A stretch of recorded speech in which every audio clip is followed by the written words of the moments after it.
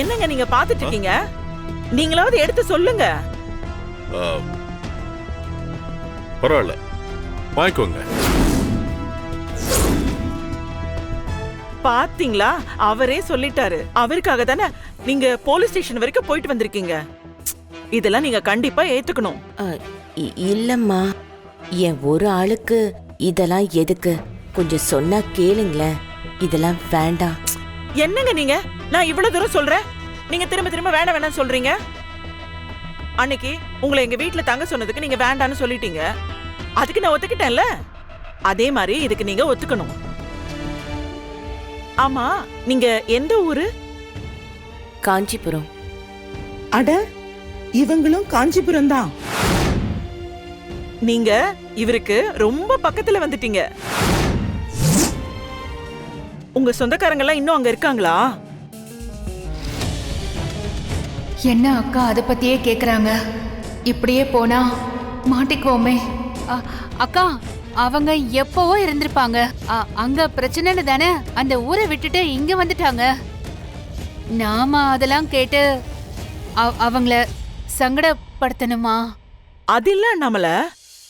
இவங்கள பத்தி தெரிஞ்சா இவங்களுக்கு ஏதாவது ஹெல்ப் பண்ணலாம்ல, அதனாலதான் கேட்டேன். நான் அவங்கள பத்தி நல்லா விசாரிச்சிட்டேன்க்கா. அவங்களுக்கு அங்க சொந்தம்னு யாரும் இல்ல. இவங்க மட்டும் தனியா தான் இருக்காங்க.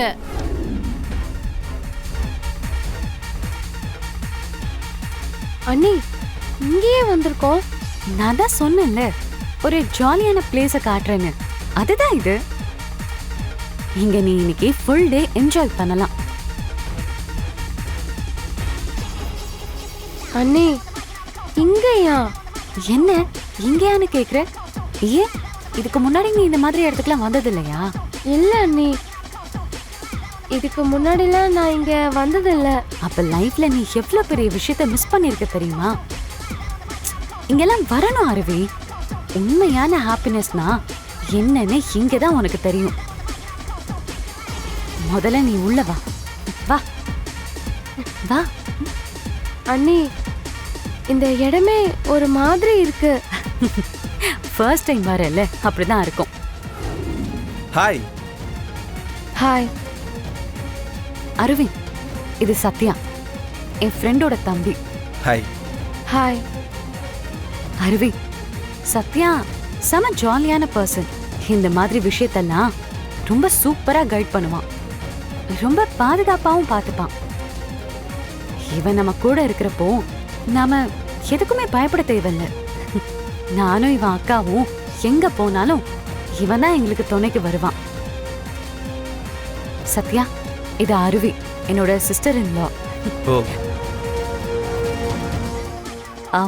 அருவி, இனி உனக்கு ஏதாச்சும் வேணும்னா நான் இருக்கேனோ இல்லையோ, நீ சத்யாவை காண்டாக்ட் பண்ணு.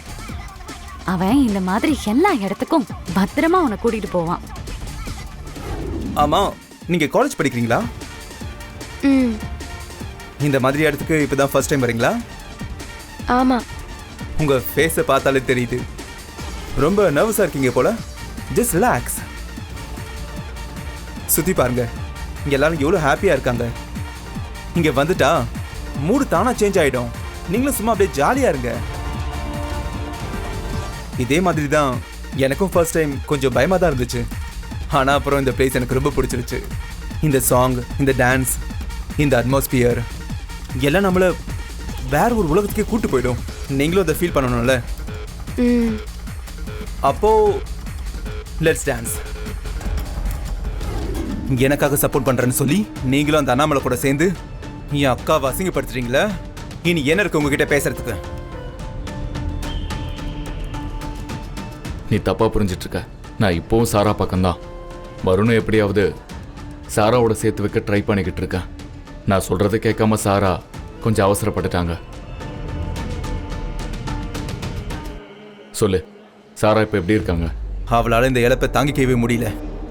அவ சின்ன வயசுல இருந்து எல்லாத்துலயும் ஜெயிச்சு பழகினவ. ஆனா வருண் விஷயத்துல தான் அவ தோத்துட்டா. ஆனா அந்த வருணை பழி வாங்க நீங்க தான் எனக்கு ஹெல்ப் பண்ணும். நான் உனக்கு ஹெல்ப் பண்றேன். ஆனா அதுக்கு முன்னாடி உனக்கு என்ன வேலை நல்லா தெரியும்? வேலையா?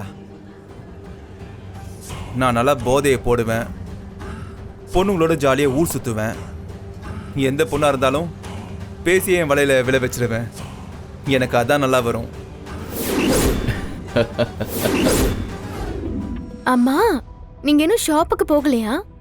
ஆஹா இல்லை, வேற ஒரு முக்கியமான வேலை வந்திருக்கு. ஓஹோ சரிங்க, நான் சாப்பாடு எடுத்து வைக்கிறேன், சாப்பிட்டு போங்க. வெண்ணிலா,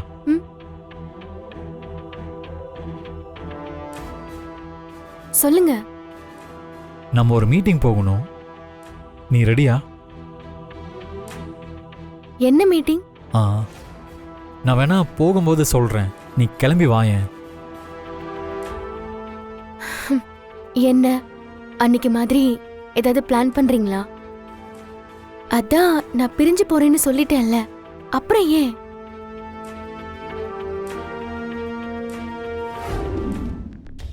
அம்மா. வா கண்ணா, சாப்பிட்டியா? சாப்பிட்டம்மா. இப்போ உடம்பு பரவாயில்லையாப்பா? பரவாயில்லம்மா. நீ உன் ஹெல்த்ல ரொம்ப கவனமா இருக்கணும். மெடிசன்ஸ் எல்லாம் டைமுக்கு சரியா சாப்பிடுறியா? ஆமா, நேரம் ஆயிடுச்சு, நீ ஆபீஸ் போலையா? இல்லம்மா. ஏன்பா, என்னாச்சு? உடம்பு எதுவும் சரியில்லையா? ஐயோ அதெல்லாம் ஒன்றும் இல்லைம்மா. நான் வெண்ணிலாவை கோயிலுக்கு கூட்டிட்டு போலான்னு இருக்கேன், அதான் உங்ககிட்ட சொல்லிட்டு போலான்னு.